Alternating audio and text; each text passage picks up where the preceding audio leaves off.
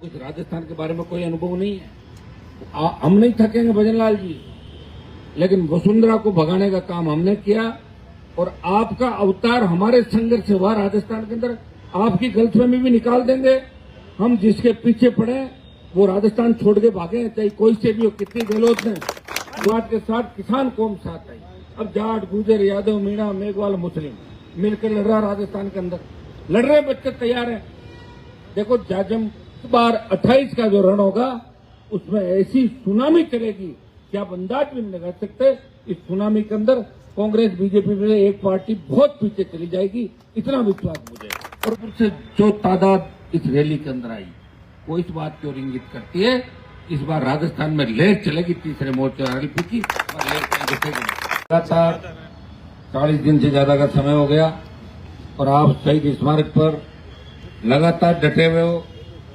गर्मी का मौसम चला गया, बरसात का मौसम चालू हो गया, लेकिन भीगती बारिश के अंदर, आंधी तूफान के अंदर भी आप इस भजनलाल सरकार के कानों तक ये आवाज पहुंचा रहे हो। कमिश्नरेट के सामने लगातार आपका बहुत बड़ा आंदोलन चल रहा है, जिस आंदोलन पे पूरे देश की नजर है, प्रदेश की नजर है और हर उस संघर्षशील नेता की नजर है जो ये देख रहा है कि इस आंदोलन का अंत क्या होगा। ऐसा ही भर्ती और आरपीसी पुनर्गठन को लेकर जो आरएलपी पार्टी ने इस आंदोलन का नेतृत्व करके जिस तरह जनता के बीच ताल ठोकी है, आखिर ये किस दिशा के अंदर जाएगा आंदोलन, जीत होगी, हार होगी या किधर जाएगा। और मुझे पूरा भरोसा है कि राजस्थान की सरकार को हम चुकाएंगे। 25 मई को जो आक्रोश राजस्थान के नौजवानों ने दिखाया, सिर्फ लॉ एंड ऑर्डर नहीं बिगड़े इसलिए हमने इस बात का ध्यान रखा। बाकी उस दिन बहुत कुछ हो सकता था, लेकिन नुकसान हमारे ही लोगों का हो जाता है और हम नुकसान नहीं चाहते थे। हम व्यवस्था को ठीक करते हुए आरपीसी पुनर्गठन, ऐसा ही भर्ती रद्द कराने की बात और इन मुद्दों को लेकर जिसको लेकर बीजेपी सत्ता के अंदर आई थी, दुर्भाग्य इस बात का है। देखिए आपके आंदोलन के परिणाम स्वरूप कांग्रेस पता नहीं कौन सी यात्रा निकाल रही है।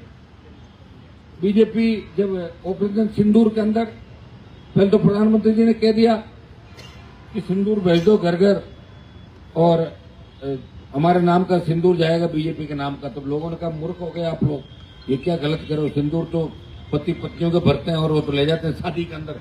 तब इनको फील हुआ कि हमसे चूक हो गई, तो भारतीय जनता पार्टी ने सिंदूर का कार्यक्रम निरस्त किया कि नहीं किया। पहले 8 जून से लेके जाने वाले थे पूरे देश के अंदर। अच्छा रहा समय भी याद आ गया, नहीं तो पता नहीं कितने लोगों को सिंदूर भर देते, पता ही नहीं चलता और आधे लोग भरवा भी लेते। तो कौन मना करता कि भेजा बीजेपी कार्यालय से मोदी जी की बात आया भल्लो सिंदूर भल्लो सिंदूर। सारी संस्कृति का सत्यानाश करते थे और धर्म की बातें करें, धर्म संस्कृति सारी डूब जाती भाई अगर इस तरह हो जाता। प्रधानमंत्री जी पता नहीं किस दिशा में लेके जा रहे थे देश को। मुझे तो कई बार चिंता होती है, जिस तरह प्रधानमंत्री ने कहा कि मेरी रगों में सिंदूर बह रहा है, प्रधानमंत्री ये भी कह सकता है कि देश का सारा सोना लोहा और लोहा सोना, रातों रात इस तरह नोटबंदी करी तो मर जाएंगे लोग बेचारे। जो लोहे लेके घूम रहे हो अरबपति हो जाएंगे, तो सोना लेके घूम रहे हो सड़क पे आ जाएंगे। तो इन प्रधानमंत्री जी की मुझे लग रहा है कि स्पीड 80 से चलते चलते 200 हो जाती है। तो इनकी गलती भी नहीं, इतना सारा एक साथ मिल जाना, 3 बार प्रधानमंत्री बन जाना और सामने विपक्ष नहीं। विपक्ष के कटपुंजों को आपने देखा होगा और किस तरह जो एक डेलीगेशन विदेश में भेजा है हमारी पैरोकारी के लिए ऑपरेशन सिंदूर की, किस तरह वो सांसद गाने गा के रो रही, देखा आपने? देखा कि नहीं देखा? अरे जब वहां बाहर जाके जब भारत की पैरवी आप कहा किसको सबूत दे रहे हो भाई, किसको दे रहे हो सबूत? एक यूक्रेन छोटा सा देश जिसने रशिया का दिमाग ठीक कर दिया, किया कि नहीं किया?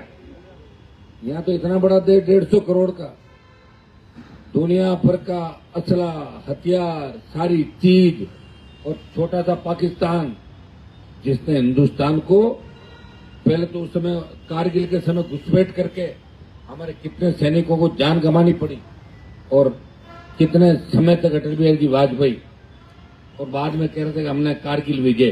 अरे किसी की कारगिल विजय? हमारी जमीन पे कब्जा कर लिया दुश्मनों ने और उनको तुमने भगाया, सैनिक शहीद कर लिए और उसको कारगिल विजय बता रहे हैं।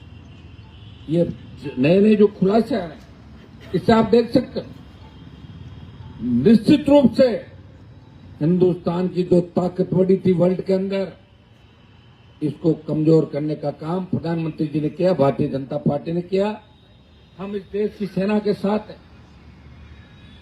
लेकिन भाइयों, अमेरिका ने कहा कि सीज फायर, इसका मतलब चौधरी तो अमेरिका हो गया पंचायती के अंदर, और अमेरिका ने कहा भारत और पाकिस्तान दोनों मान देश है। तो बताओ, पाकिस्तान की तुलना भारत से करते, उसमें भी ताली बजा रहे हैं, अमेरिका के गीत गा रहे हैं। इनके बस की बात नहीं। प्रधानमंत्री जी को तो ये चाहिए कि उनको नोबेल पुरस्कार कैसे मिले बस, क्योंकि 3 बार पीएम रह गए, उब गए प्रधानमंत्री के पद से भी। इससे बड़ा पद कोई देश के अंदर है नहीं। नोबेल ले लूं, मेरा काम करूं, पीछे जो आए वो भुगतता रहेगा। इनको रोजगार देना चाहिए देश के अंदर। कितने लोगों को रोजगार आपने दिया? आपने कितने किसानों की बात करी, कितने खातों में पैसे आए? लॉ एंड ऑर्डर देश के अंदर किस दिशा के अंदर जा रहा है? आप कह रहे हो कि हमारा भ्रष्टाचार नहीं खुला 15 साल के अंदर। अरे भ्रष्टाचार तो जब खुले कोई खोलने वाला हो, सारी एजेंसियों को तो आपने हैक कर रखा है। ईडी सीबीआई उधर ही चलती है जहां आपके इशारे होते हैं। कांग्रेस के समय भी ईडी सीबीआई विरोधियों को रेड करती थी।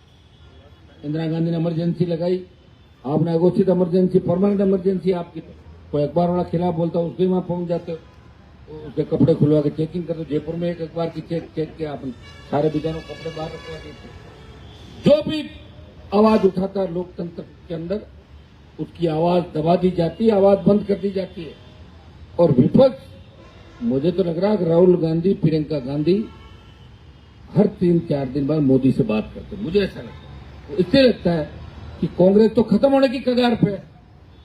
कांग्रेस के लोग तो एक ही बात कहते हैं कि 100 सीट आ गई हमारी। अरे 100 आएगी बड़ी मुश्किल से 10-15 साल बाद। अभी 272 लाने में 50 साल और तब तक चले जाओगे आप लोग, तो कहां आएगी सीटें? वो 100 से खुश है, उनको 272 नहीं थी, वो 100 से खुश है।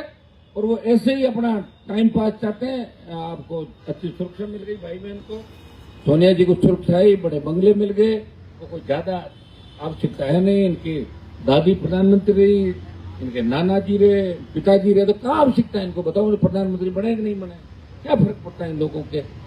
और दूसरे जो दल है इंडिया अलायंस के, वो इस कांग्रेस से इतने दुखी हैं कि वो अंदर ही लड़ते रहते हैं। ये तो जबरदस्ती का इंडिया अलायंस है। मैं भी तो इंडिया अलायंस के अंदर ही हूं, देखा आपने। तो जब ये लोग अलग अलग स्टेट के अंदर, कोई ये कह दे कि राजस्थान में जाके हम लड़ेंगे और दिल्ली में जाके हम एक होंगे, यूपी में तो हम सपा को मारेंगे, टीएमसी को बंगाल में मारेंगे, डीएमके को मारेंगे, जो भी नए दल उनको मारेंगे, लेकिन दिल्ली में हमारे जयकार लगेगा। कौन लगाएगा भाई? कौन खाली बैठा है? किसी को नहीं। अलायंस अगर हुए तो एक दूसरे के फायदे के लिए मैं कोई अलायंस नहीं करता। जब आपने ताकत दिखाई, कांग्रेस घुटनों पे बलाई हमारे पास, वो एमपी है हमारे। कांग्रेस के उन नेताओं को आरएलपी का झंडा पकड़वा दिया बाड़मेर के अंदर। जो कहते थे हम आरएलपी से नफरत करते हैं, वो आरएलपी जिंदाबाद बोल रहे थे। ये हनुमान बेनीवाल और आपकी ताकत का परिणाम है राजस्थान। और ये कांग्रेस पार्टी थी जिनका खाता नहीं खुला 10 साल तक। वो तो मेरे से अलायंस किया, मेरी पीठ में छुरा घोंपा, धोखा दिया, तब इनका जाके बेचारों का खाता खुला। वो भी काय का खाता बताओ? वो तो पूरी खिचड़ी कर दिया आपने। कॉमरेडों को भी साथ ले लिया, भारतीय आदिवासी पार्टी भी आ गई, आरएलपी भी आ गई, कांग्रेस भी आ गई, और कोई दल नहीं तो वो भी आता है, मिलके 11 लाए। इनके एक लोग, इनकी औकात कहाँ है? इनकी अगर औकात होती कांग्रेस पार्टी की, तो 4 जगह इनकी जमानत जब्त हुई उपचुनाव के अंदर। भजनलाल से सौदा किया कांग्रेस अध्यक्ष और इनके बड़े तीनों नेताओं ने, जो अपने आप को मुख्यमंत्री के दावेदार कह रहे हैं। उनको कहा कि हम पकड़ेंगे किसी नेता को। बोले पकड़ो मत, क्या चाहते हो? बोले 3-4 एमएलए हमारे बन जाए उपचुनाव, ताकि भजनलाल सुरक्षित रहे। तो बोले ये लो टिकट ले जाओ जहां जाते नहीं। तो आप समझते हो, सारे पढ़े लिखे लोग हो, तो सारी बात अगर समझते हो तो कहने की आवश्यकता नहीं है। अब आपको बीजेपी से तो लड़ना ही लड़ना है, लेकिन कांग्रेस पार्टी से भी लड़ना। 3.5 साल तक राजस्थान की सड़कों पर लड़ोगे कि नहीं लड़ोगे? और नहीं लड़ोगे तकलीफ पाओगे। और अभी तो मैं देखो आपके बीच खड़ा हूं, और शिकायत कर लड़ने वाले लोग भी मिट जाएंगे। क्यों लड़ेंगे बताओ? मुझे मिलता क्या लड़ने वाले को? लड़ने वाले को कुछ नहीं मिलता। और जो नहीं लड़ते हैं वो लोग आगे बढ़ते हैं। इसलिए भाई लोग तो हमारा उदाहरण देते हैं। देखो हनुमान जी इतने साल से घूम रहे हैं, क्या कर लिया उन्होंने? क्या मंत्री बने? लोगों की सोच ही, मंत्री के मुख्यमंत्री की सोच ही नहीं राजस्थान के अंदर। ये तो मैंने कुछ लोगों के अंदर सीएम की सोच पैदा करी थी। हमारे लोगों के अंदर 20-22% आबादी, सीएम की सोच पहली बार किसी आदमी ने करी कि मुख्यमंत्री होना चाहिए। 22% के साथ मुस्लिम एससी, मीणा गुजर, ये तबका हुआ और मेघवाल ये बन गए मुख्यमंत्री। ये बात पहली बार राजस्थान के अंदर चली। उससे पहले जो दादाजी नाना जी की बात करें, मेरे दादाजी मेरे नाना जी, वो तो दरिया भी छटक लोगों की देख रहे तो थे। 5 नंबर पे बेचारे किसी सीएम के पान लेके जाते थे, कभी किसी गाय का घी लेके जाते थे। अरे साहब मेरे जीरा अच्छा 2 किलो जीरा लाता हूँ मुख्यमंत्री, ये धंधा करते थे हमारे लोग। कभी तो तकलीफ पड़ी भाई। अब आप लोग जग गए, मजबूत हो, धैर्य के साथ आपको ये धैर्य है अपना। कल विशेष रूप से राष्ट्रीय लोकतांत्रिक पार्टी की सारी जो टीम और प्रमुख नेता कल अपन 12:15 बजे अपने जालूपुरा निवास पे इकट्ठा होंगे। सब लोग प्रमुख लोग जो नेता जयपुर और आसपास की हमारी टीम आरएसपी की, बाकी लोगों से टेलीफोन पर बात करेंगे। इस आंदोलन को क्या रूप दिया जाए। कल का धरना तो अपना चलेगा ही चलेगा। थोड़ा कल टाइम पे आना आप लोग। मुझे लग रहा है धरने का टाइम भी आप लोगों ने दिन के बजाय रात की तरफ कर दिया था। रात की 7 बजे बाद चालू कर दिया। तो कल ये तय करेंगे कि धरने को किस रूप में लिया जाए। प्रधानमंत्री और राष्ट्रपति से मिलने का टाइम मांग रहे हैं। उनके सामने भजनलाल की पोल खोलेंगे। हमें आरपीएससी के सामने क्या करना पड़े, माध्यमिक शिक्षा बोर्ड, कर्मचारी चयन बोर्ड, अलग अलग जगहों पर हम इस आंदोलन को कैसे चलाएं, इसकी रूपरेखा कल हम लोग बैठ के कल दिन के अंदर संघर्ष समिति में साथ बैठ जाएगी, कुछ संगठन और बैठ जाएंगे। कल हम तय कर लेंगे ताकि 1 जुलाई जो हाईकोर्ट के अंदर तारीख है उससे पहले 25 दिन तक इस आंदोलन को Delhi, Jaipur, railway track, highway और राजस्थान में किस तरीके से चलाया जाए, ये फैसला कल हम 1 बजे कर लेंगे। प्रेस के अंदर भी बढ़ेगा। भाइयों, आप उससे अंदाज लगा सकते हो कि जब हमारे पुरखे लड़े थे, अंग्रेजों का राज था, उस समय तो तोपों के भी जंग लगे हुए थे। बात करते हैं तोप, तलवार। आपको पता उस युग में अभी कितना फर्क, कितना हाईटेक मामला आ गया। एप्पल का फोन हर साल चेंज हो रहा है। अब कौन सा आ रहा है? 16, 17 आ रहा है। 16 हर साल चेंज हो रहा है। हर चीज आपको रात को 12-1 बजे में कुछ भी डालो, तुरंत घर पे डिलीवरी बॉय आता है किसी चीज की। तो रात 24 घंटे खुलता, पहले होटलें बंद हो जाती थी। तो भाई अपने आप चीज मिल जाती है आपको घर बैठे। तो विज्ञान ने उन्नति की। जब आप अंदाज लगाओ कि आज के इस युग के अंदर आज हम लड़ाई नहीं लड़ पा रहे, आज के इस युग के अंदर, तो पुराने हमारे पुरखों ने कैसे लड़ाई लड़ाई, अंदाज लगा कर हमसे कितने मजबूत थे, किन परिस्थितियों में लड़े और किसके लिए लड़े, हमारे लिए लड़े। जो अब लड़ाई को भूल गए, ज्यादा लड़ाई की बात करते हैं तो दूसरी दिशा में ले जाते हैं, लड़ाई को हिस्ट्री की तरफ ले जाते हैं। तो अपने को ये आर पार की लड़ाई का ऐलान है। सरकार ये सोच रही होगी कि 25 मई की तारीख थी, ये थक गए होंगे, भूल भाल के अपने जोड़ी झंडे लेके चले जाएंगे। उनको पता नहीं है, ये तो वेट कर रहे हैं। भजनलाल जी थकने वाले नहीं है, ये तो आपको थका देंगे। जिस वसुंधरा को नमस्ते आप करते थे और वसुंधरा आपका नमस्ते नहीं लेती थी, आपका नाम भजनलाल नाम नहीं जानती थी वसुंधरा, मुझे पता आपके बारे में, जानता हूं अच्छी तरीके से। और जो नेता लोट पर्ची और लोटी से बने, उन लोगों को राजस्थान के बारे में कोई अनुभव नहीं है। हम नहीं थकेंगे भजनलाल जी, लेकिन वसुंधरा को भगाने का काम हमने किया। और आपका अवतार हमारे संघर्ष से हुआ राजस्थान के अंदर, आपकी गलतफहमी भी निकाल देंगे। हम जिसके पीछे पड़े वो राजस्थान छोड़ के भागे, चाहे कोई से भी हो। कितनी गहलोत ने 200 रुपए की योजना करा दी, कितनी फोगट की ट्यूबलाइट बांट दी, कितना दाल चावल बांटा 100 गहलोत ने, लेकिन नहीं आने दिया बाप ने। उसके बेटे को हराना चाहे तो हरा के ही माने। लड़ाई हमारी बड़ी है, लेकिन एक टारगेट है, भाई ये तो पूरा करना है, वो तो 100% ही पूरा है।